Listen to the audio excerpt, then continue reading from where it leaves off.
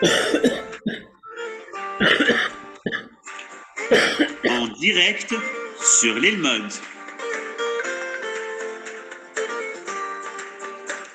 Bonsoir à toutes et à tous. On est très content de se retrouver avec le Rav Menachem Ackerman.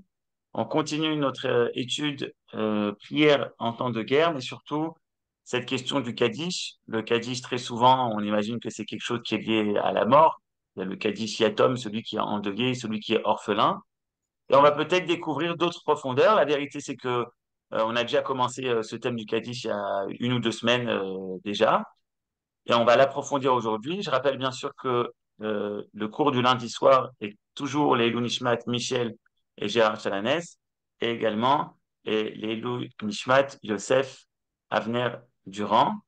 Et voilà, donc le thème, c'est le Kaddish, prière pour les morts ou prière de vie. Bechavod Arav. C'est Daraba, merci Johan, et bonsoir à tout le monde, à ceux que j'ai déjà salués et ceux que on n'a pas eu le temps de saluer encore, Youssef, Shalom et Marlène, etc., etc., Hélène, et Naomi, et Tov, et Nelly. Ok, Besséder. Donc, on va continuer, en effet, Johan a raison, parce qu'on a commencé la semaine dernière. En fait, la semaine dernière, on a terminé le cours précédent sur Tachanoun, j'ai fait un résumé, et ensuite on a déjà commencé le cours sur le Kaddish. Donc ce cours, vous le trouverez avec, en fait il faut l'appeler avec les deux noms.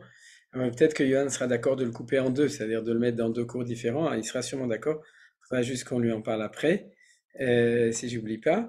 Mais en tout cas, on est dans le deuxième cours. Maintenant, Johan, tu m'entends? Oui, oui, je suis là. Alors, est-ce que tu pourrais le cours de la semaine dernière le couper en deux, c'est-à-dire mettre un cours Kaddish d'un côté, un cours... Parce que moi, je sais pas faire Très ça. bien, ça Et marche. au milieu du cours, je voulais éteindre, j'étais pas sûr que je pourrais rallumer, donc je l'ai pas fait. J'ai enregistré un C'est truc. bien. Todarabah. Et donc, on est dans le deuxième cours maintenant. Pour tous ceux qui n'étaient pas là la semaine dernière, c'est pas grave. On va pas recommencer, on va continuer, mais on va reprendre quand même la Gemara, le texte du Talmud qu'on a étudié la semaine dernière, justement pour que tout le monde soit, et puis de toute façon, comme ça va être le texte d'étude centrale, il vaut mieux l'avoir lu deux fois qu'une seule fois, comme tous les textes de la Torah, il vaut toujours mieux relire et réviser pour pouvoir bien intégrer les choses. Donc on va le faire. Et avant de commencer, Johan a dit que c'était donc, et puis on a toute une, je vais ouvrir quand même le texte, le screen. Donc on va aussi dire tout ce qu'il y a à dire au niveau de la, en plus de Michel et Gérald et de Yosef, que ce soit aussi une bechina, une dimension de tfila pour la réussite et tout ce qu'on a besoin. Et bien entendu, on est obligé de commencer par la phrase Odul Hashem Kitov Kilolam Chasdo, puisque aujourd'hui, Chodesh Adar, on n'a pas eu besoin d'attendre beaucoup de jours. Au bout de 2 jours de Chodesh Adar, Akadosh Baruch Hu, il nous a donné un bon siman de Naafochu Asher Ishlotu Yehudim Ema Besonem, puisque comme vous le savez tous, j'ai rien à vous apprendre, mais Tzich Lodot Lachem, il faut remercier Akadosh Baruch Hu pour ces deux Chatoufim qui ont été libérés sains et saufs, vivants. Baruch Hashem, et c'est une nouvelle extraordinaire puisque ça fait depuis le début de Milchemet Simchat Torah qu'on n'a pas eu au niveau des Chatoufim une si belle nouvelle. Je ne parle pas de l'échange, mais au niveau du fait que Tzahal a libéré Bekocho, Begvurato, et on est Kulanu Tfila que Bezrat Hashem Akadosh Baruch Hu nous donne et la Chochma et la force pour réussir à faire la même chose dans le cadre de la guerre et de la réussite de la guerre aussi pour libérer tous les Khatoufim chez Nimtsaim Sham. Alors, je vais commencer comme d'habitude. Refuat kol hapsuim v'nifgaim, refuat hanefesh u'refuat haguf, le pidion kol hachatoufim berachamim rabim u'shmir alehem.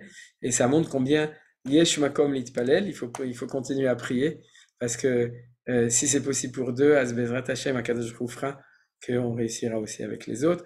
לנקמת דמם של כל החיילים הצדיקים שנרצחו ונפלו על קדושת השם ובתוכם יוסף אבנר בן אליהו דורן, לשמירה על חיילינו, toujours qu'Akadosh Baruch Hu ישמור עליהם, qui réussissent dans leur combat et qui reviennent en pleine santé.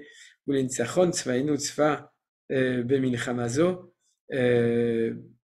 צבאנו במלחמה זו, להשמיד את אויבינו, לגרש את האנוכי מארץ קודשנו, ולשוב להתיישב בכל חבלי נחלתנו, כי אתה השם הולך עמנו במלחמותינו, ככתוב בתורתך, כי אדוני אלוהיכם ההולך עמכם, להילחם לכם עם אויביכם, להושיע אתכם ונאמר אמן.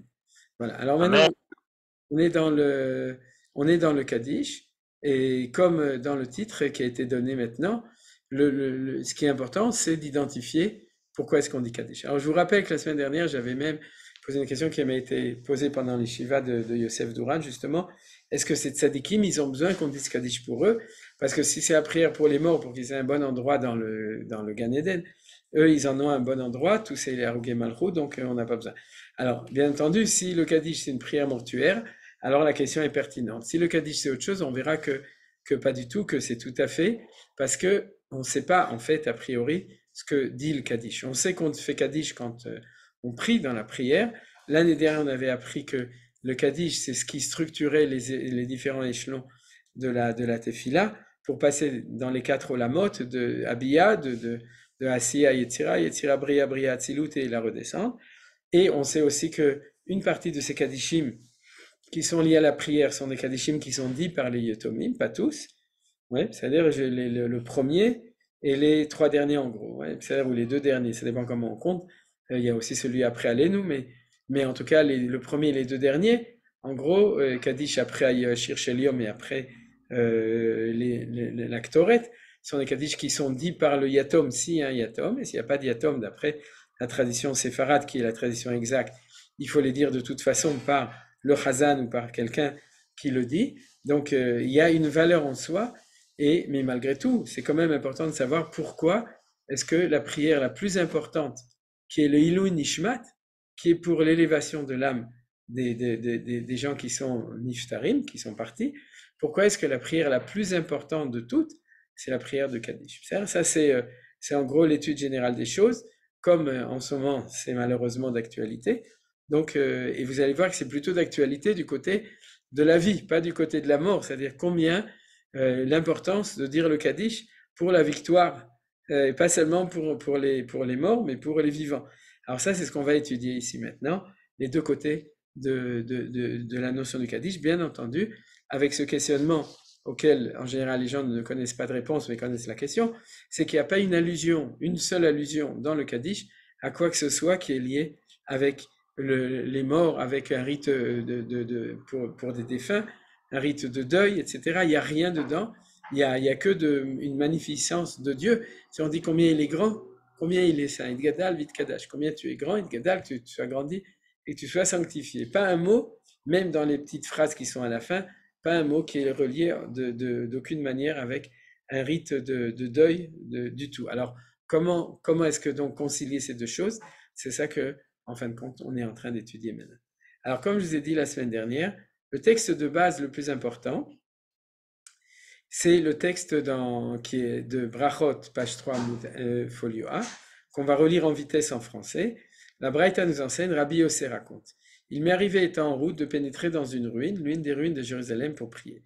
Rabbi Yossi est après la destruction du temple et la chute de la révolte de Bar Kokhba, donc il est à l'époque du Khurban, de la destruction complète, mais il fait encore partie des sages qui habitent en Israël et du Sanhédrin, du grand tribunal, qui se trouve sans doute à l'époque à Yavne. C'est-à-dire, ou si pas à Yavne, non, excusez-moi, il n'est plus à Yavne, il se trouve dans le nord du pays, dans une des 5 ou 6 villes où il s'est trouvé, entre autres Tibériade, Tzipori, Beth Shearim et tout. Donc le Sanhédrin est là-bas, et Rabbi Yossi fait partie des sages de l'époque, et donc il raconte cette histoire. Le prophète Élie, de mémoire bénie, est venu et m'a attendu patiemment à l'entrée jusqu'à ce que je finisse ma prière. Après quoi il me salua, la paix soit sur toi, Rabbi. Je lui répondis, la paix sur toi, Rabbi, mon maître, qui loue Shalom Aleichem, Rabbi, Shalom Aleichem, Mori ve Rabbi, Rabbi ou Mori. Puis il me demanda, mon fils, pourquoi es-tu entré dans cette ruine? C'est-à-dire, et le prophète Élie commence à discuter avec Rabbi Yossi. Il demande pourquoi tu es rentré dans une chouba. Sous-entendu, nous dit la Gemara après, parce qu'une chouba, c'est dangereux, ça peut s'écrouler. Donc, c'est pas un endroit recommandable. Alors, il lui répond, je lui ai répondu, pour prier. Alors, il me lança, tu aurais dû prier sur la route.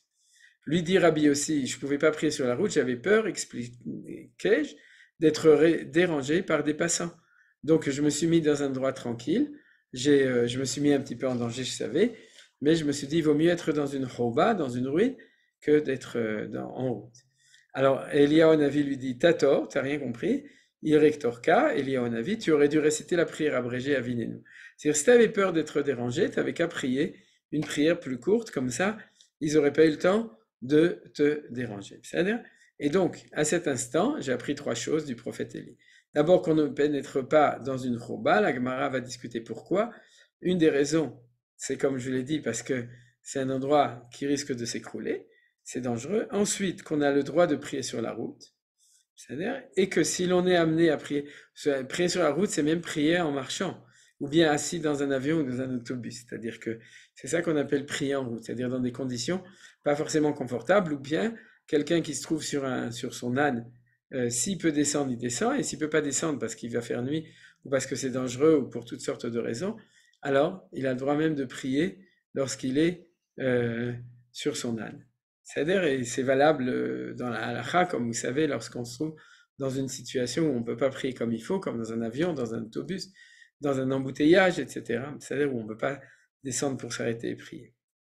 Et troisièmement, que si l'on est amené à prier sur la route, alors il faut être bref. C'est-à-dire c'est pas qu'il faut être bref, on a le droit de prier de manière plus courte, puisque on ne peut pas se concentrer pour prier de manière longue. C'est-à-dire, prier de manière longue, c'est se balancer, c'est fermer les yeux, c'est prier pendant longtemps, et à ce moment-là, on risque d'être dérangé ou même arrêté par la police pour manifestation sur la voie publique, ou être agressé en tant que juif, on ne sait jamais, donc tu te mets dans un coin, tu n'as pas de kavana tellement, donc tu pries en vitesse, il faut être bref.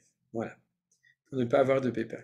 Alors après, le prophète me demanda, tout ça c'était l'introduction à ce qui nous intéresse pour nous. Maintenant on est dans ce qui nous intéresse. Après le prophète me demanda, donc c'est le prophète Élie mon fils, quelle voix as-tu entendu dans cette ruine? C'est-à-dire que maintenant on passe aux choses sérieuses. Après qu'il lui dit qu'il ne fallait pas prier là-bas, il lui sous-entend, t'as bien fait de prier dans une chouva d'Yerushalayim, parce que dans les chouvot, il y a du rouach qui se promène, ouais, et le rouach qui est là-bas, ça peut être rouach hakodesh, c'est-à-dire pas des vents, mais de la prophétie, du rouach, une bat-kol, c'est-à-dire une voix qui vient du ciel.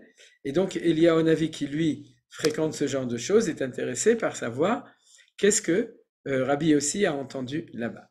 Et Rabbi Yossi lui dit en effet, j'ai répondu, c'est-à-dire il n'a pas fait une prière normale, il a fait une prière, je dirais plutôt, il a fait une prière normale, ce qu'on appelle une prière normale, c'est une prière prophétique, c'est-à-dire que pendant que tu fais ta Hamida, tu es en contact direct avec Akadosh Baruch Hu, ce qui ne nous arrive pas à nous parce qu'on n'est pas au niveau de Rabbi Yossi, mais en tout cas lui oui, et donc il témoigne directement à Eliyahu Navi de son expérience prophétique, de sous-prophétie. N'oubliez pas, la prophétie n'existe pas à ce moment-là, mais ce qu'on appelle une sous-prophétie, qu'on appelle Ruach HaKodesh, l'esprit de sainteté, ou bien Bat-Kol, une voix d'un écho. C'est-à-dire, alors il dit, je lui ai répondu, j'ai entendu l'écho. Voilà, c'est-à-dire qu'il a entendu une voix qui est le niveau de prophétie de son époque, qui s'appelle l'écho, Bat-Kol, c'est-à-dire l'écho d'une voix, Bat-Kol, hein, c'est-à-dire, c'est ça ce qui traduction en français, l'écho d'une voix, mais en fait, c'est, d'accord, l'écho d'une voix qui gémit comme une colombe et proclame. Bien entendu, pourquoi une colombe? Est-ce que les colombes, plus qu'un autre animal, gémit? Sûrement, mais pas forcément.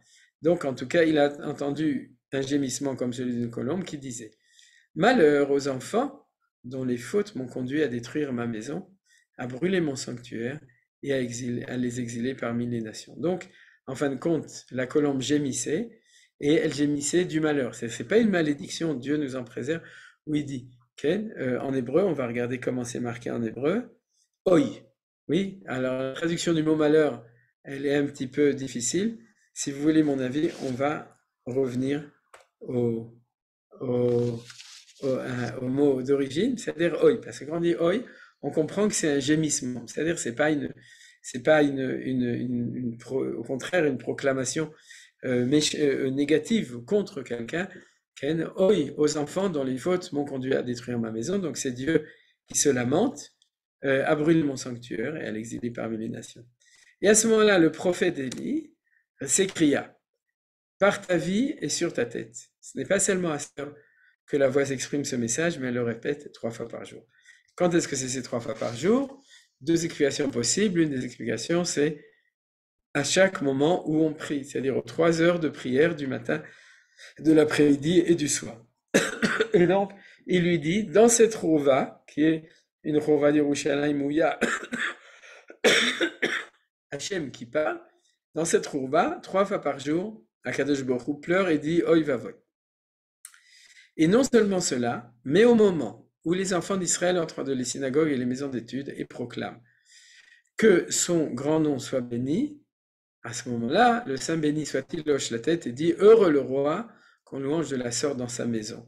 Comme ils vivent la douleur du père qui a exilé ses enfants, et quel malheur pour les enfants d'avoir été bénis de la table du père. Donc, on a fini l'histoire de la Gemara, et comme vous voyez, si on l'analyse clairement, on voit que la Gemara donne une réponse, en fait, puisque elle nous dit que depuis la destruction du temple, Akadosh Baruch Hu se lamente comme une colombe, donc il pleure du malheur du peuple juif, mais il nous dit qu'il a une consolation. Et la consolation, c'est nous qui lui donnons. Vous voyez? C'est ça cette deuxième phrase. C'est-à-dire non seulement ça, c'est-à-dire que c'est le velo zubilvat, vous voyez en hébreu, c'est-à-dire cette phrase nous fait bien le lien entre des choses. D'un côté, Akadosh Baruch Hu se lamente, c'est-à-dire au mur des lamentations, c'est pour ça que ça s'appelle le kotel, le mur des lamentations, parce que c'est Akadosh Baruch Hu aussi qui se lamente là-bas. Et à ce moment-là, mais d'un autre côté, il y a une forme de consolation quand les enfants d'Israël rentrent dans les Bate Knesiot ou Bate Midrashot. Et qu'est-ce qu'ils disent? Ils disent, alors regardons en hébreu, Ye'esh me agadol mevora. C'est-à-dire quand ils font le Kaddish et qu'ils disent cette phrase, à ce moment-là, Akadosh Baruch Hu est d'un côté consolé, mais d'un autre côté, il est encore plus malheureux. C'est ce qui est marqué ici. C'est-à-dire Akadosh Baruch Hu hoche la tête et dit donc heureux le roi qu'on louange de la sorte dans sa maison. Oui, ça c'est une chose d'un côté, mais d'un autre côté, il dit combien c'est triste pour ce père qui a exilé ses enfants et qui a malheur pour ses enfants d'avoir été banni. Donc, on a quelque chose d'un petit peu complexe. D'un côté, quand on fait Kaddish dans les Bate Knesiot, Bate Midrashot, on fait aussi Kaddish chaque fois qu'on étudie la Torah. Après avoir étudié la Torah, vous savez, on fait un Kaddish. Rabbi Hanania ben Akash Omer, Ratza HaKadosh Baruch Hu les Zakot et Israël Fichach, Irbalaim Torah Mitzvah, Shenimar, Hashem Chafetz le Matzitko Agdil Torah Biadir, et à ce moment-là, on fait un Kaddish. Vous savez que c'est normalement comme ça. Les Sfaradim font plus attention que les Ashkenazim dans la tradition à faire un Kaddish chaque fois qu'on a étudié la Torah. Mais d'après la loi, d'après la Halacha, d'après la Gemara, chaque fois qu'il y a eu une étude dans un Beth Midrash, c'est une étude publique d'un groupe de personnes qui étudient ensemble, à ce moment-là, il faut faire Kaddish à Israël, c'est-à-dire Kaddish de Rabbanan. C'est le Kaddish qui est aussi le Kaddish après l'étude. Donc c'est les synagogues et les maisons d'études. Bate Knesiot, c'est dans la prière. Bate Midrashot, c'est après l'étude. Et quand ils disent Yesh Merabah, c'est-à-dire ils font Kaddish, à ce moment-là, on a ces deux choses. Akadosh Baruch Hu d'un côté est consolé, de l'autre côté il n'est pas consolé. Alors, on voit de là l'importance. Là maintenant, on a fait une répétition, une révision de la semaine dernière, et on voit de là l'importance du Kaddish. C'est-à-dire le Kaddish, c'est la prière de consolation de Akadosh Baruch Hu. Ouais, c'est-à-dire lorsque on fait ça, et on pourrait dire c'est la prière qui éveille en lui aussi l'espoir, puisqu'elle éveille en lui la tristesse de la douleur de lui et de nous, puisque la douleur du père et le malheur des enfants, il y a les deux côtés, c'est-à-dire puisque cette prière est tellement forte et qu'elle éveille ça, donc on s'imagine qu'elle a aussi une force pour éveiller la volonté chez Akadosh Baruch Hu, réveiller sa volonté d'amener la Géoula. C'est-à-dire c'est ça qu'on peut comprendre de cette Gemara. Alors maintenant, on va, pour pouvoir mieux comprendre les choses, il faut rentrer dans les détails de la Gemara. Tout d'abord, il y a quelque chose qui est bizarre, c'est que Rashi nous dit « Heureux le roi qu'on louange de la sorte dans sa maison ».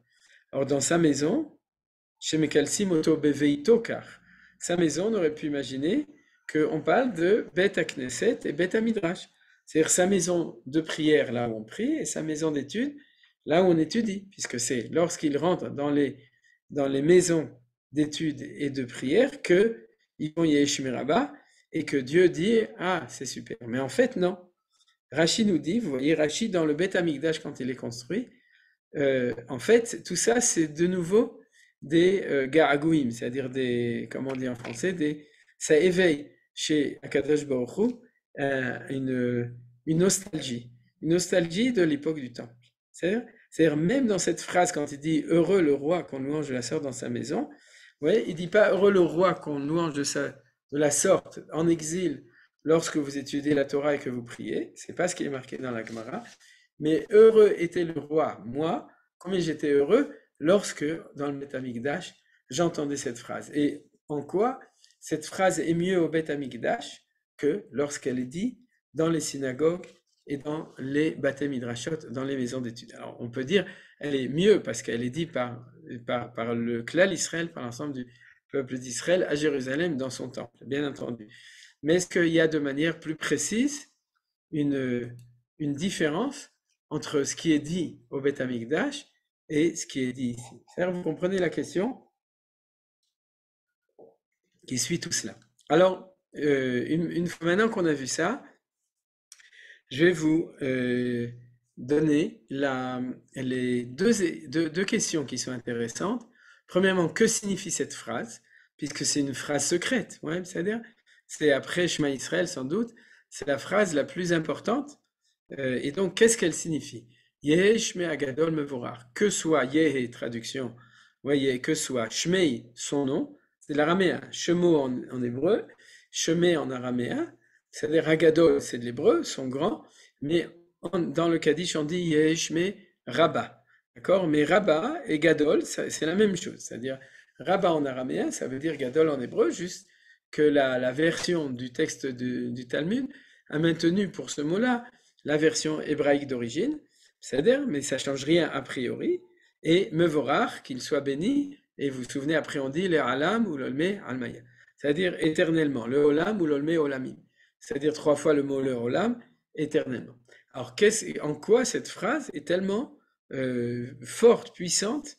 C'est-à-dire, voilà, ça c'est la question. Et la deuxième question dont Tosfot va parler, puisqu'on va, par oral bien entendu, on va étudier ce que nous dit le Tosfot, allez à Tosafot, vous savez qui sont les Tosafot, c'est les descendants et les élèves de Rashi, et ceux qui ont transmis l'enseignement ashkenaz à l'époque des croisades en Europe. C'est-à-dire à l'époque entre 1100 et 1300 en gros 1400, ça dépend de là où ils ont été expulsés, on a été expulsés. Mais en tout cas, allez à Tosafot dans leurs commentaires sur la Gemara, répondre à cette première question, et la deuxième question, c'est pourquoi est-ce que le Kaddish est en araméen? Ça, c'est une question classique. Pourquoi le Kaddish n'est pas en hébreu? Tout le Kaddish, il est en araméen. Idgadal, Vitkadash, Mei, Rabba, Be'alma, Di, Bera, Chirute. Tout ça, c'est de l'araméen. Et pourquoi le Kaddish ne se dit pas en hébreu? Les prières, de manière générale, sont toutes récitées en hébreu. Et une prière tellement importante, c'est la seule qu'on dit en araméen. Pourquoi c'est comme ça? Alors, on va commencer par la première question. La question de savoir qu'est-ce que signifie cette phrase. Et là, il va nous amener 2 explications. L'explication du Marzor Vitri et l'explication du Baal HaTosfot lui-même. Alors, Marzor Vitri, c'est un livre de halacha sur le cycle de l'année qui a été écrit à Vitry-le-François. Ouais, à côté de Paris, vous connaissez, c'est-à-dire, c'est là où on jette du vitriol sur les Juifs. Et donc, ça a été écrit là-bas, et c'était un livre de halacha sur tout ce qui est le cycle de l'année, la prière et les fêtes, etc. Et c'est pour ça qu'il s'appelle un marzor de la chaîne l'achzor, c'est-à-dire revient. C'est pour ça que nos marzorim de prière s'appellent marzor aussi. Et ça, c'est un livre de halacha, et il s'appelle Marzor Vitri. Alors le Marzor Vitri dit quelque chose d'extrêmement intéressant. Il dit qu'il faut couper ce mot en 2, comme ça. Ouais, il faut lire Yé et que soit le nom Yudehei, Agadol, Rabba. C'est-à-dire, il ne faut pas traduire Agadol qui soit grand, mais qu'il soit agrandi. Rabba qui soit complet, en fait. C'est-à-dire, Yehei Shmei, Rabba. C'est-à-dire, point. Et ensuite, Mevorach, le Olam ou le Maya. C'est-à-dire que le nom de Dieu, qui est le nom de Yud et de Hei, soit complété pour qu'il soit entier. C'est-à-dire, il ne faut pas dire qu'il soit agrandi, mais agrandi dans le sens complété, pas qu'il soit magnifié. C'est-à-dire, c'est pas Agadol dans le sens que le nom de Dieu soit sublimé, grandi dans son honneur, mais qu'il soit complété, qu'il soit complet. Pourquoi il doit être complet? Parce qu'il lui manque un Vav et un E. Vous voyez, le nom de Dieu, normalement, il y a 4 lettres, et là, il n'y a que 2 lettres. Et comme il manque 2 lettres, alors on prie pour que le nom soit complété. Il dit c'est ça le sens du Kaddish. Et c'est ça le thème qu'on va étudier, nous. C'est l'explication du Marzor Vitri, parce que les kabbalistes ont repris cette explication comme la vraie explication du Kaddish. Donc comme c'est eux, le Kol HaOrer tout le long, on va le voir, c'est-à-dire de tous les commentaires, c'est-à-dire pour citer le Zohar HaKadosh, le Ari HaKadosh, le Bet Yosef, le Ben Ishraï, le Rav Kook dans Enaya, etc., partout. C'est-à-dire l'explication qui va être reprise, c'est celle du Marzor Vitri, donc c'est celle qu'on va étudier maintenant, qui dit qu'en fin de compte, on est en train de faire une prière. On n'est pas en train de faire une louange à Dieu, mais on fait une prière. On demande à Dieu, s'il te plaît, complète ton nom. Il te manque 2 lettres, et ça va pas comme ça. On voudrait pas que tu sois un bigramme, mais un tétragramme. Donc, il faut que tu complètes ton nom et que tu rajoutes le Vav et le Hei dans ton nom. C'est-à-dire, ça, c'est le sens du Kaddish. Et vous allez voir que c'est à partir de là qu'on va avoir la clé de ce que signifie le Kaddish, et on va passer plusieurs éléments dessus, à Gadol Mevorach. Voilà. Ça, c'est la première lecture. Et lorsqu'on dit ça, alors, à ce moment-là, Akadosh Baruch Hu entend ce message, et la conséquence qui est marquée dans cette Gemara, qui se souvient qu'il est en souffrance, qui comprend qu'il faut faire quelque chose. La deuxième explication, c'est l'explication du Tosfot qui dit non, puisque dans le texte littéral de la Gemara, il aurait dû marquer que son nom soit Mitgadel. Ouais, Yeshme Yudke Yidgadel. Yidgadel Shme.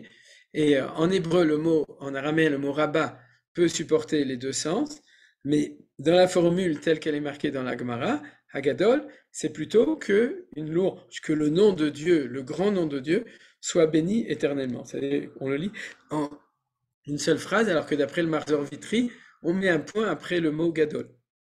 Que son nom soit complété, point, et qu'il soit béni éternellement. Aucun rapport. Le premier, c'est une demande, et le deuxième, c'est plutôt une louange.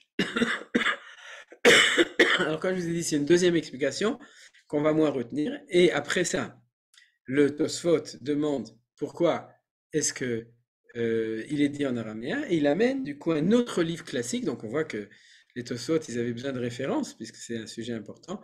Le livre du Pardes, qui a été écrit par Rashi. Sefer HaPardes, c'est un livre qui a été écrit par Rashi, qui existe aujourd'hui, on peut le trouver dans toutes les bonnes bibliothèques, et dans lequel Rashi dit quelque chose que vous connaissez tous, c'est que les anges, ils comprennent pas l'araméen, et qu'ils comprennent que l'hébreu. Ils ont étudié à l'Ulpan en Israël, les Malachim, et donc, quand on dit en araméen, ils comprennent pas. Or, comme cette phrase est tellement importante, on va voir pourquoi elle est tellement importante, ouais, c'est-à-dire elle est tellement puissante qu'on a peur que les anges de Esav, de Ishmaël et de tous les autres, ça va pas leur plaire, et ils vont faire du grabuge. Alors pour qu'ils fassent pas de grabuge, alors on fait le Kaddish en araméen.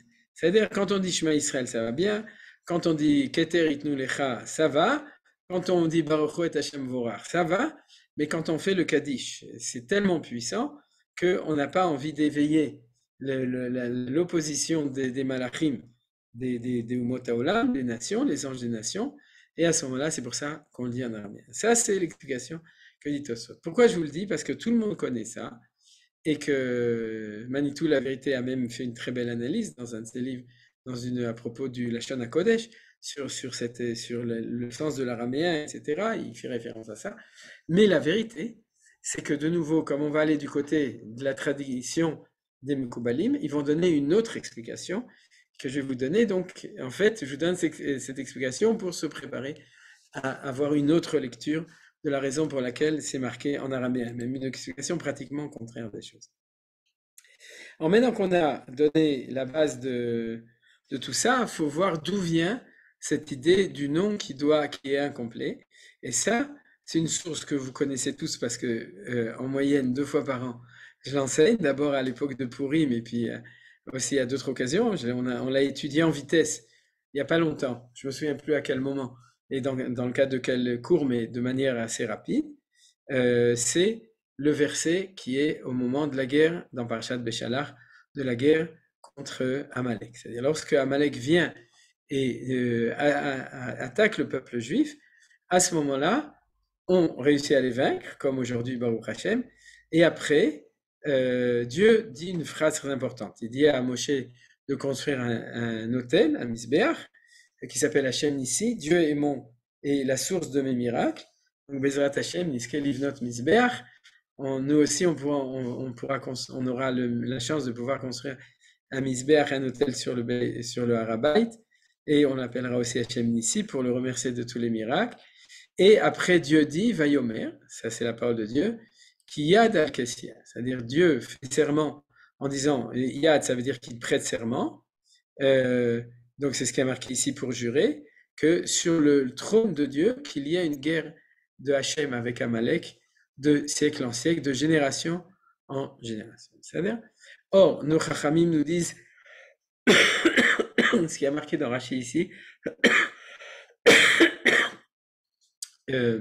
que le mot trône manque du Aleph, il y a marqué qu'est-ce au lieu de qui c'est. C'est pour ça que chaque fois que quelqu'un voit ce verset, il dit mais qu'est-ce qui c'est?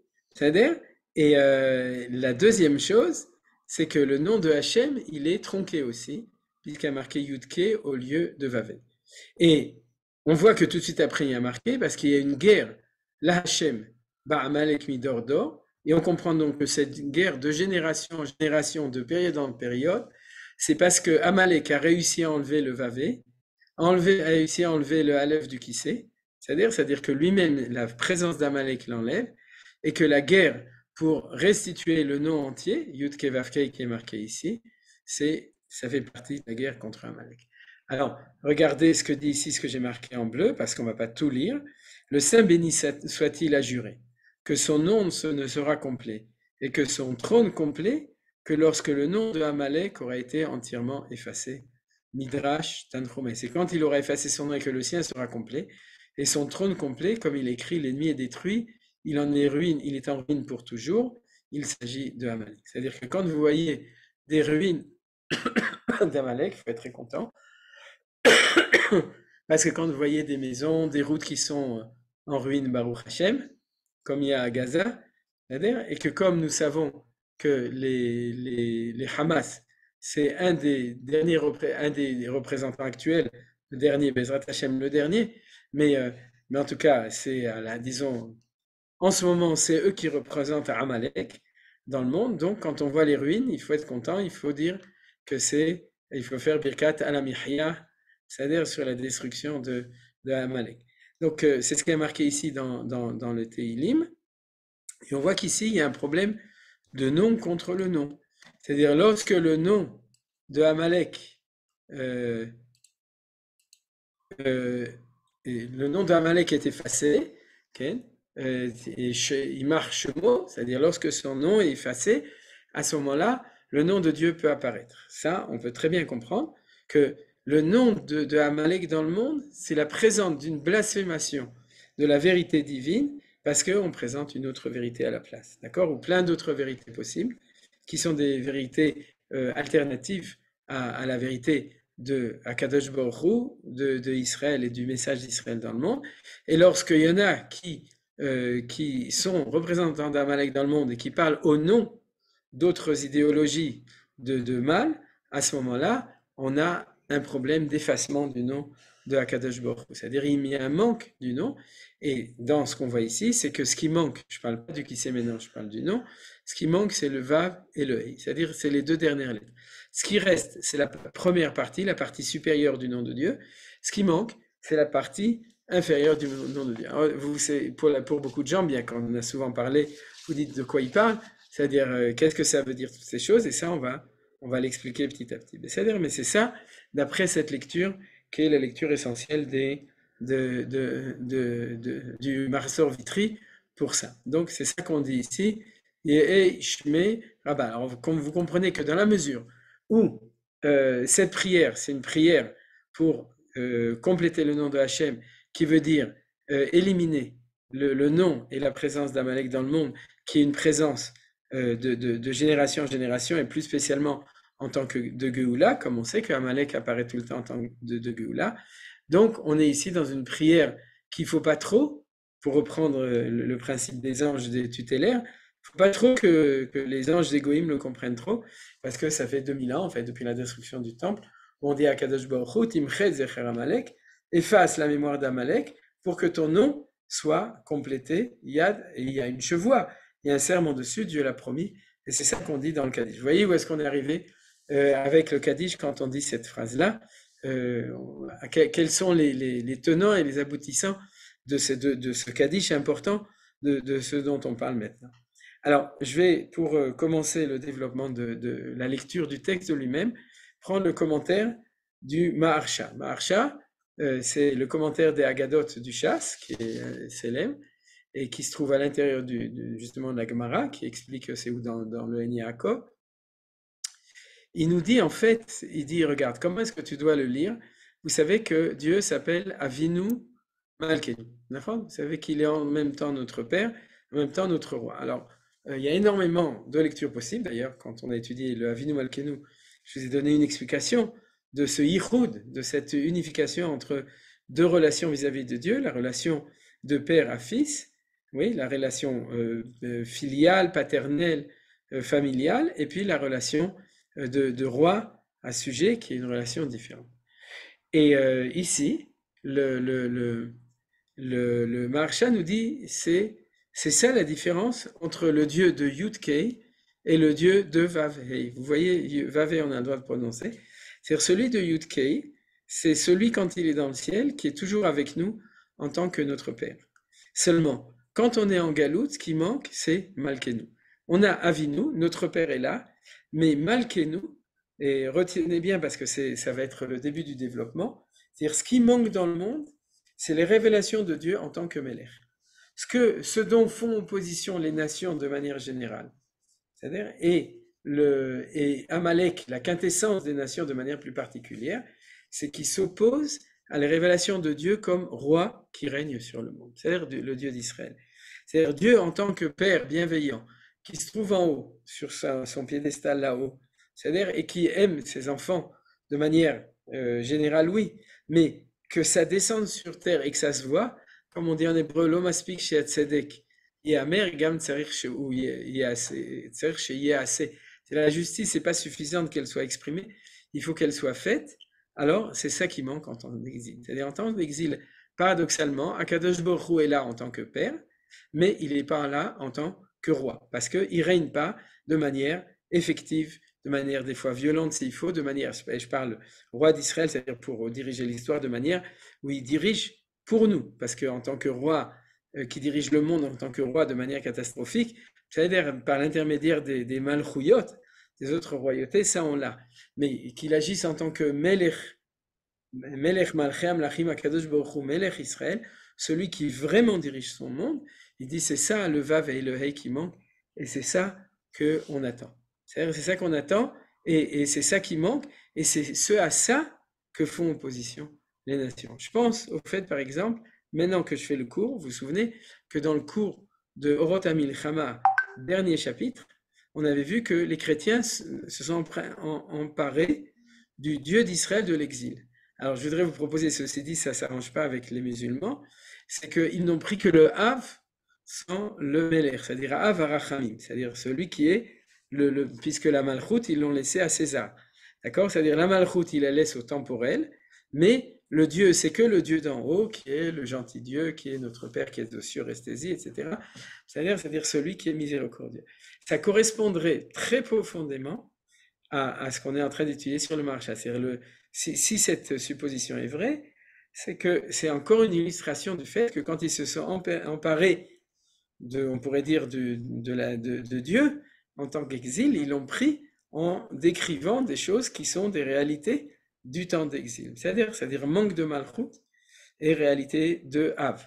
Alors c'est une supposition auquel je pense maintenant, je n'avais pas prévu de le dire, mais en tout cas, cette idée, c'est une idée à retenir. Vous comprenez? C'est-à-dire Dieu d'en haut, le bon Dieu, ce qu'on appelle le bon Dieu, celui qui est notre Père, c'est-à-dire justement en français ça revient, notre Père qui est aux cieux, c'est-à-dire celui qui est dans le firmament, ouais, puisqu'il est avec la maman, il y a le père et la mère, c'est-à-dire Abba Veima, c'est Nachon, Abba Veima, et donc, mais par contre, où tu es pour diriger ton monde. C'est-à-dire, pourquoi tu descends pas chez nous pour t'occuper? Réponds Dieu, je peux pas, parce qu'il y a le nom des Malchouyot qui me prend ma place. C'est-à-dire, il y a Ishmael, il y a Esav, il y a l'Amérique, il il y a Poutine, il y a Amalek, il y a tout ça qui prend la malchoute, et donc du coup, mon nom, il est tronqué, il est le Yud-Hei, mais il manque le Vav-Hei. Le Vav-Hei, c'est comment est-ce qu'on fait descendre les choses jusqu'ici, et ça manque, c'est un manque de malchoute. Regardez, ça l'idée, c'est comme je vous ai dit, c'est l'idée du Maharsha qui est très très belle, mais pourquoi elle est tellement belle? Parce que le Maharsha nous montre que c'est marqué dans le texte de la Gemara. C'est-à-dire, c'est pas seulement de belles idées, c'est aussi des idées qui correspondent au texte de la Gemara, et là ça prouve combien, quand on étudie des textes de Chachamim, il faut savoir regarder les choses de manière profonde. Ça commence ici, il dit, j'ai entendu une voix donc qui disait, Oi aux enfants, vous voyez, la banim. Donc on parle de relation entre le père et les fils. Et ici ça revient tout le temps. Au moment où les enfants d'Israël entrent dans la synagogue, ils disent cette phrase de Yesh Merabah. Alors Akadosh hoche sa tête et dit heureux le roi, mais comme ils vivent la douleur du père, et quel malheur pour les enfants d'avoir été bannis à la table du père. Donc vous voyez que ici le roi et le père apparaissent dans le texte.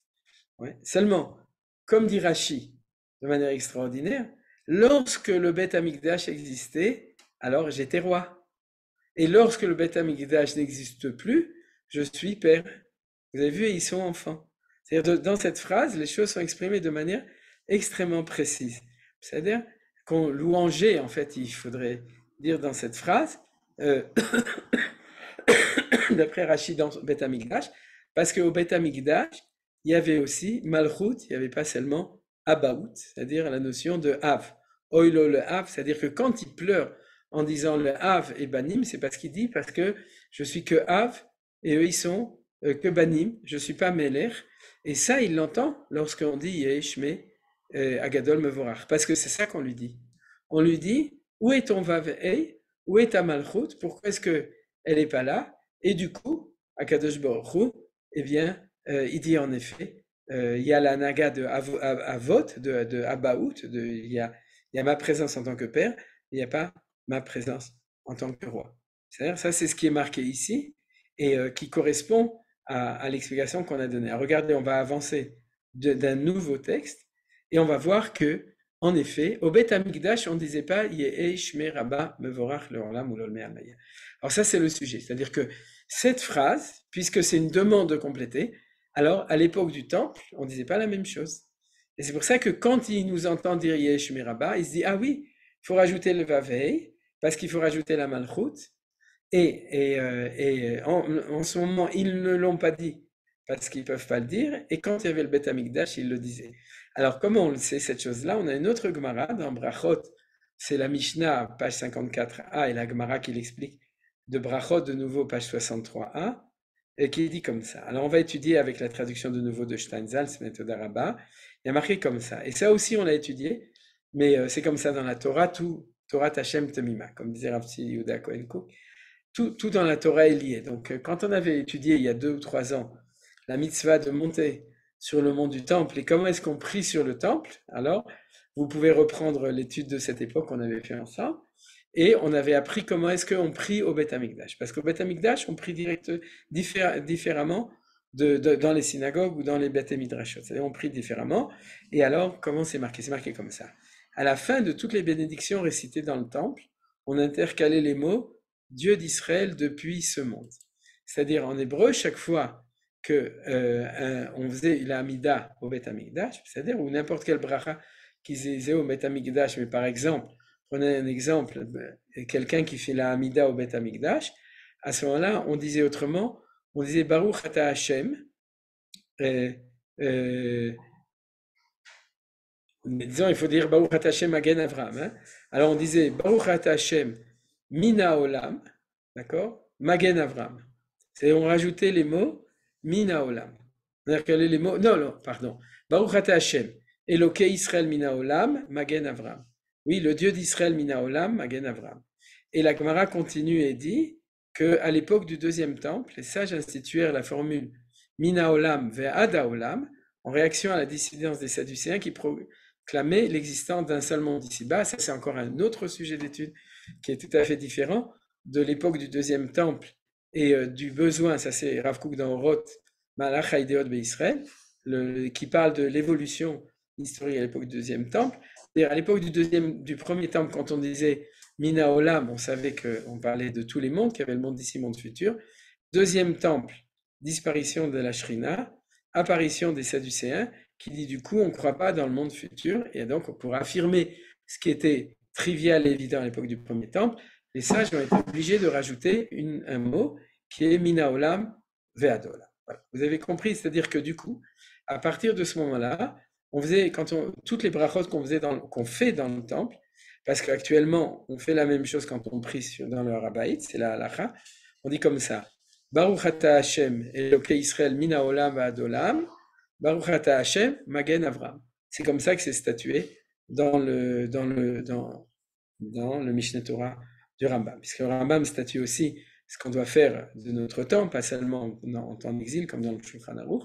Et donc, il dit que c'est comme ça qu'on fait chaque bracha. Chaque fois qu'on fait une bracha, par exemple, dans la Hamida, que le Chazan, il fait Chazara, à ce moment-là, il fait la bracha différemment de nous. Il ne dit pas Baruch ata Hashem Gal Israël. Et là, comme je vous ai dit, Baruch ata Hashem Elokei Israël Mina Olam Va'ad Olam, Baruch ata Hashem Magen Avram, par exemple. Voilà. Et la Gemara continue. Parce que ça, c'est la manière dont le Chazan, celui qui fait la prière, dit la bracha. Mais maintenant, après ça, comment est-ce qu'on répondait? Et à ce moment-là, regardez, à la fin de la bénédiction, ils étaient au temple, on disait, béni soit l'Éternel Dieu d'Israël depuis ce monde. Plus tard, on a adopté la formule depuis ce monde jusqu'au monde à venir. Ça, c'est ce qu'on a vu dans la Mishnah.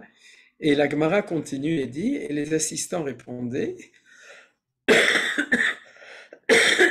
béni soit le nom de ta gloire à tout jamais. En bon hébreu, Baruch Shem Kevod Malchuto Leolam Ved. Vous connaissez, hein? Il n'y a rien de nouveau là-dessus.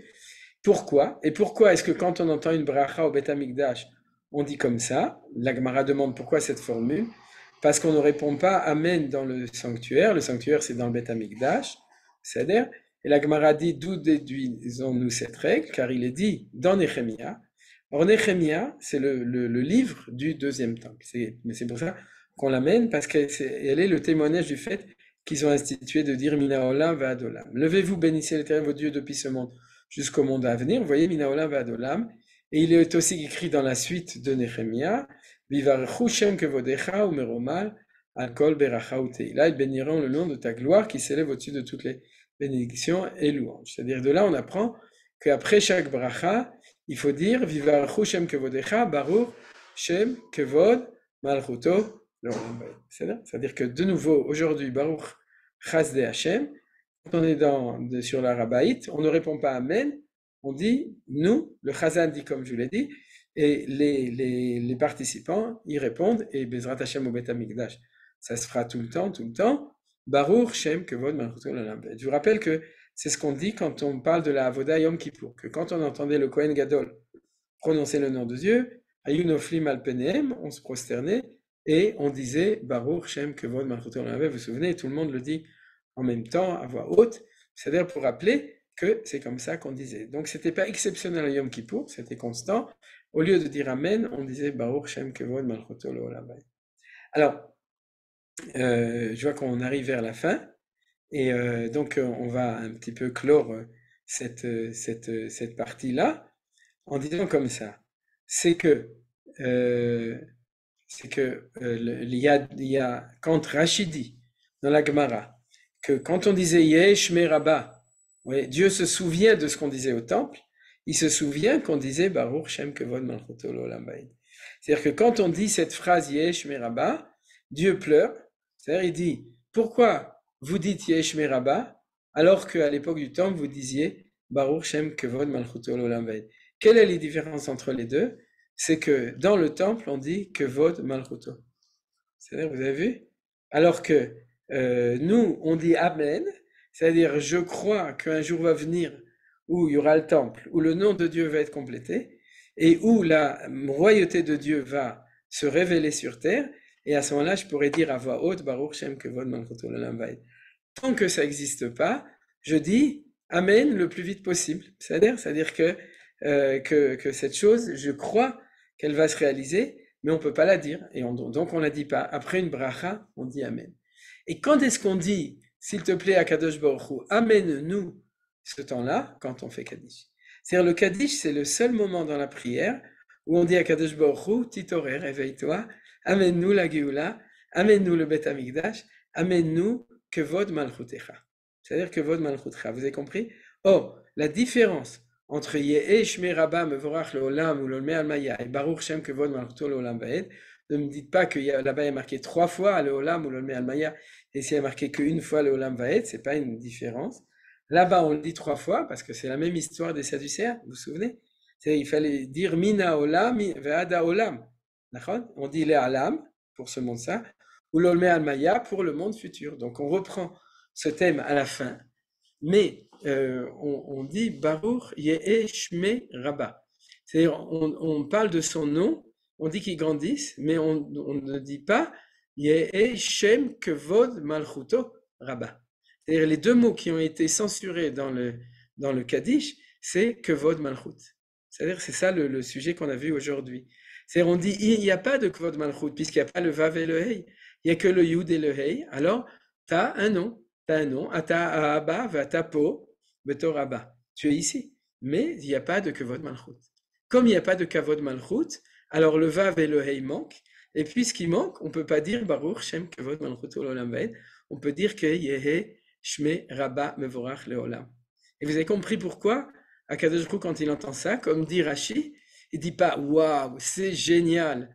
Ouais, à Pavé, c'est-à-dire, ou bien à Ruriché, il y a des juifs qui étudient la Torah et qui font le Kaddish. Non, pas du tout. Ils commencent à pleurer en disant mais c'est terrible, ils font Kaddish. C'est-à-dire, et quand ils font le Kaddish, ils disent il n'y a pas de Vav, il n'y a pas de Hei, il n'y a pas de Kvod Malchut, il n'y a que Abba. Et du coup, Akadosh Baruch Hu dit, hoche sa tête et dit heureux le roi qu'on louange la sorte dans sa maison.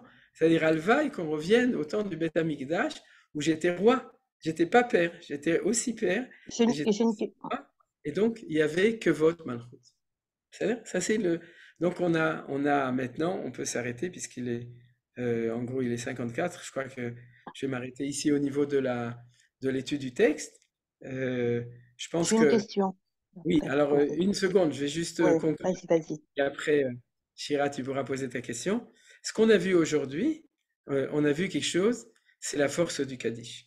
Pourquoi? Parce que c'est pas dans le sens où ça éveille quelque chose et uniquement, on pourrait dire les pleurs de Hachem, etc.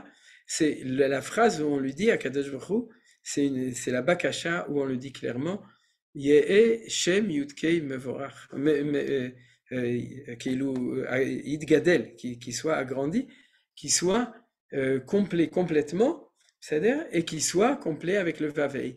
Et c'est quoi? C'est pas de la Kabbalah. Pour les kabbalistes, ils savent très bien de quoi ils parlent. C'est des trucs, c'est des Yichudim, c'est des Marshavot, etc. Mais pour nous, qui nous sommes dans nos shiurim ici, et qui étudions la Torah de Eretz Israël, c'est-à-dire, à ce moment-là, pour nous, c'est très clair. C'est qu'on dit à Kadosh Baruch Hu, on veut voir le kavod de ta malchut.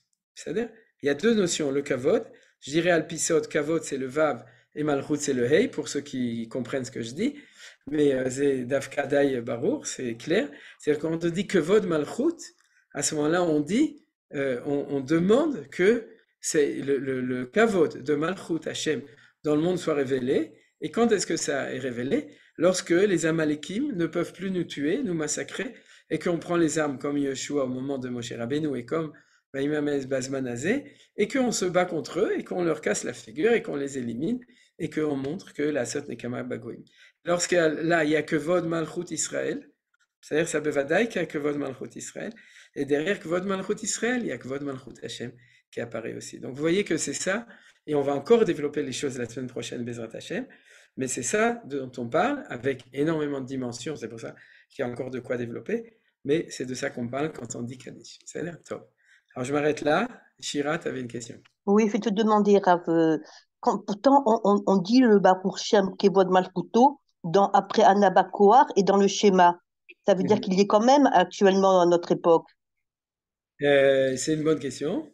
C'est-à-dire, la réponse, c'est que, et dans Anabakoar, qui est d'ailleurs un des noms de Hachem, c'est un nom, ça s'appelle le Shem Shel Arbaim Veshtaim Otiyot, c'est le nom de Dieu qui a 42 lettres.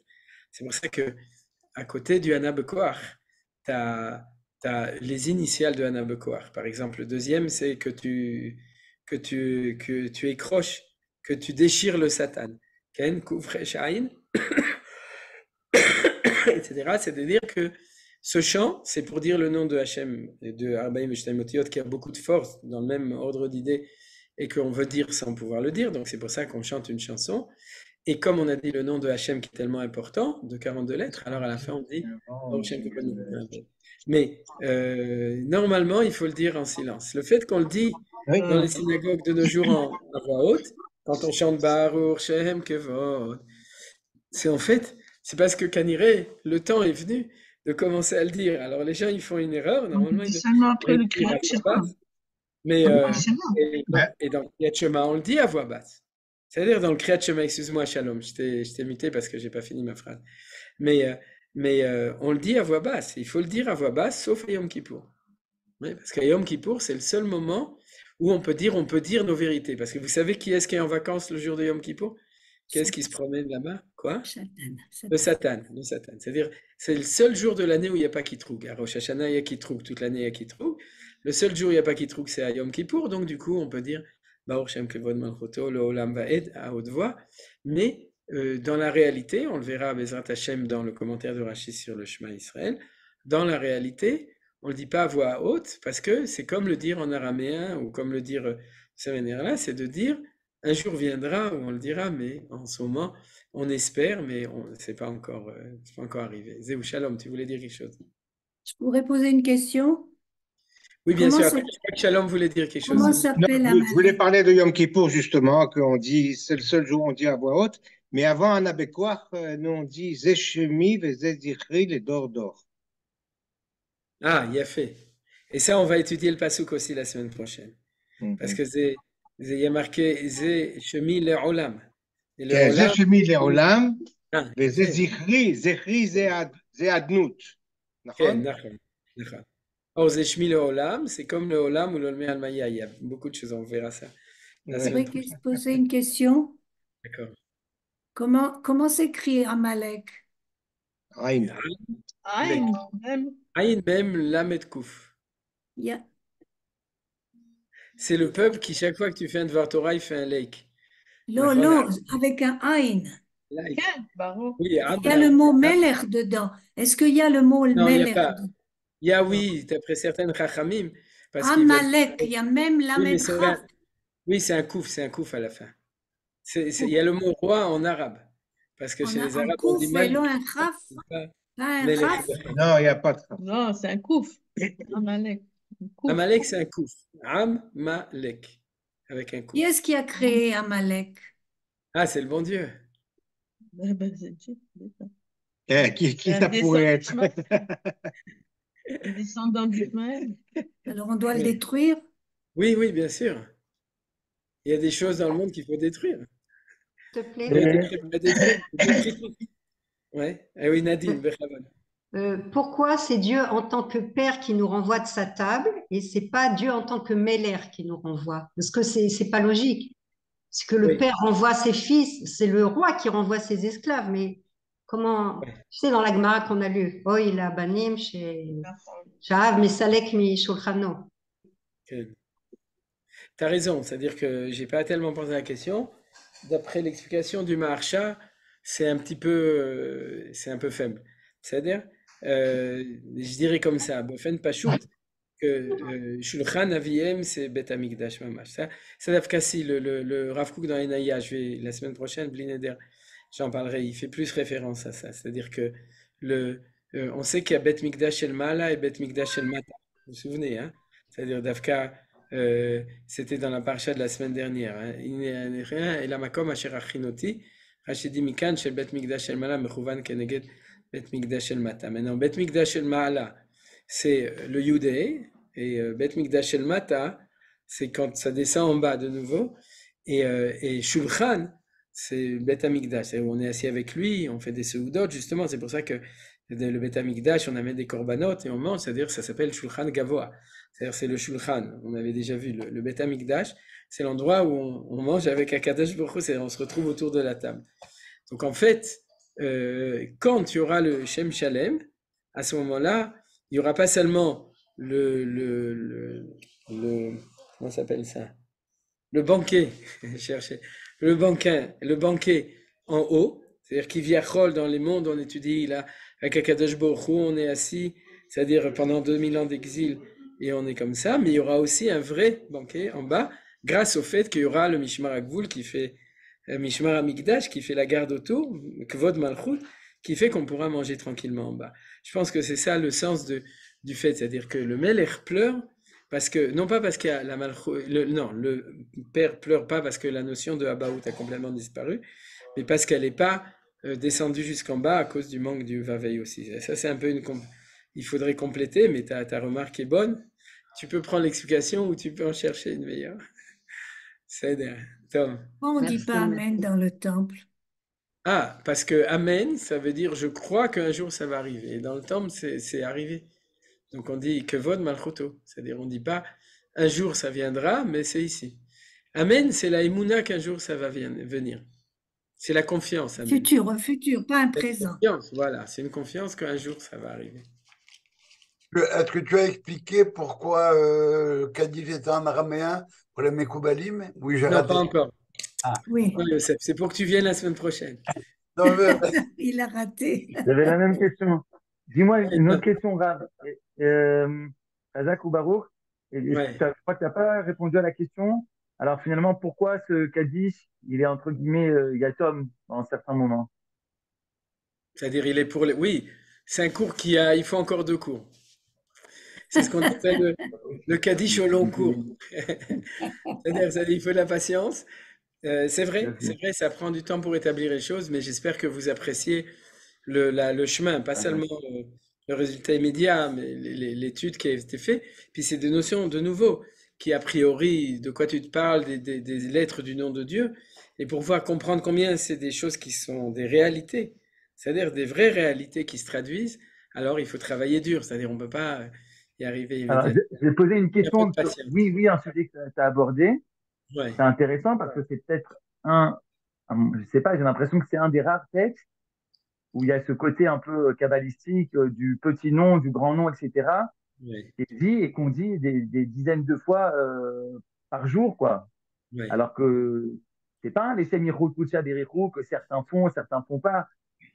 ouais. Et, C'est la hein. force de ça, tu as tout à fait raison. C'est-à-dire que Kol HaOmer Yesh Merabah B'Kol Kocho B'Chol Yom, Korim Lo Gzardin.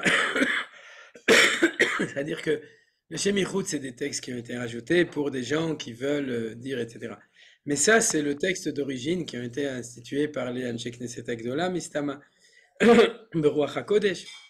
C'est-à-dire que c'est la puissance d'un vrai texte d'origine qui a toute sa puissance dans le fait que justement il est extrêmement concentré, c'est-à-dire ça demande toute cette étude pour décortiquer. Vous avez vu, hein, on a Bessarakol, on a passé une grande heure à décortiquer 3 mots. Yesh Meraba. En gros, c'est ce qu'on a fait aujourd'hui. Donc, Bezrat Hashem. Et c'est exactement comme ça. Les grandes idées, c'est des idées qui se disent en 3 mots, mais après, il faut des années pour pouvoir les comprendre, les expliquer. Mais c'est ça la force, c'est-à-dire tous les juifs le font, tous les juifs le disent. Et Bezrat Hashem, que plus on apprendra, plus on pourra se dire qu'on a entre nos mains ce que Akadosh Baruch Hu nous a donné, la force d'ouvrir les cieux pour amener la Géoula et la Yeshua. Et pour le Amen, c'est un peu difficile à comprendre parce qu'on dit Amen, par exemple, après une bracha. C'est pas qu'on espère ça pour le futur, c'est quelque chose à quel on est d'accord. C'est-à-dire, mais quand on apprend à Tobi Shvat du fait que quand tu dis Baruch Hashem, Baruch Ata Hashem, c'est comme dit Manitou, c'est la source de la bénédiction. Hein, c'est-à-dire, on a fait ce cours-là, je crois, maintenant, cette année. C'est-à-dire, alors tu comprends très bien que quand tu dis Amen, c'est pas merci pour la pomme ou pour le bout de pain que j'ai marqué, même tu as raison et merci, c'est-à-dire je participe, j'acquiesce à ce remerciement, ça c'est pas un Amen juif, c'est-à-dire c'est un Amen général. Mais le Amen juif, c'est que Anima Amin, que grâce à ça, il va y avoir une bracha dans le monde. Davka, oui. C'est-à-dire Parce que le Amen, c'est le 8e jour, le 8e mot de Yeshemé Babar. Yeah. Comment? Yeshemé. Rabba, Meborach, L'Alam, Ralme, Almaya. Et quand on répond Amen, c'est le huitième. Ah Et le oui. huitième, ça, c'est le Maharal, il donne une explication très belle là-dessus. Mhm. Le natif, là. יפה. נתיבות עולם, יפה מאוד. בסדר, יפה מאוד, c'est sûr. C'est que les כן, sources, la force du Amen, c'est la force de la Emouna. C'est-à-dire la force d'ouvrir les vannes de la Emouna que Akadosh Baruch Hu, il va accomplir. C'est-à-dire? אמן זה ראשי תיבות, אל מלך נאמן. יפה, Ouais, נכון. c'est ça. Exactement. Razak, Nachon. El Melech Neyman. Et Neyman, ça veut dire qu'il est fidèle à sa promesse. Fidèle à sa C'est Nachon. C'est en quel je crois, en fait. Oui, Non, mais tu נאמן crois. c'est fidèle, c'est Fidèle. fiable, fiable. Fidèle, Mais fidèle. d'après le nouveau Manitou dans Parashat Vaïra et partout, c'est que j'ai confiance que ce qu'il a promis, il va le réaliser. C'est-à-dire, c'est chaque C'est fois. ça. Je dis, c'est El Melech Neyman, qui est Neyman l'Aftachato. C'est-à-dire, encore? Non. C'est quelque chose, c'est bien, c'est un vrai bête midrash. Vive le Zoom. Ouais, Merci d'accord. beaucoup. Sur le Merci beaucoup. Yod Kibavke, Ouais. enfin, ce qui m'aide, moi, c'est le passouk qui va avec Ismeru Hashamaim, Ah, et la Haaretz. d'accord. Yud-Ke, c'est en haut, תגלה. Kibavke, c'est en bas. Tagalar, Effectivement. Et tu sais comment Amalek il le lit? Yismor Ah, Hashamaim, Vetagel Haaretz, parce qu'il est tout sur terre. c'est ça, oui. Il est un grossier personnage. Oui, oui, il faut pas, hein, sinon il y a fait. Pas poli, pas poli. נכון. טוב, חזק וברוך, נכון, זה ממש יפה. תודה ישמחו רבה. השמיים ותגל תודה הארץ. רבה. יפה. בבקשה. Alors, בעזרת Hashem, à la suite la Mercredi. semaine prochaine. Mercredi pour ceux qui sont les fidèles de El Melech Neyman, qui sont fidèles de pas par semaine. Et sinon, alors, à Yom Menachem, Sheni. juste une Oui. dernière question. J'ai zappé où est-ce que le nom de Dieu n'est pas complet. J'ai compris Oui, dans la Torah, c'est au moment où on combat Amalek. Parce qu'on dit que c'est Amalek qui enlève le Vavé, quand il y a marqué le passouk Yad al Kes, Ya, Milchama Hashem ba Amalek midordo. Alors, Bli Neder, je vais vous envoyer dans le groupe du WhatsApp, en plus du Kishur du cours, vous recevrez aussi le texte. Donc, vous pourrez retrouver les psukim comme ça, D'accord. que j'ai cité. Top, Tודה רבה. Kol Tuv et à bientôt. Et bonne santé surtout, parce que Ah, la, תודה רבה. la toux, elle passe pas du tout là. Hein. Ouais, non, pas du tout. C'est pas des rêves. Faut pas que tu dises parce que tu as un casse Bye, mono. bye, bye, bye. Salut Ellie. Bye. Ouais, les Au revoir.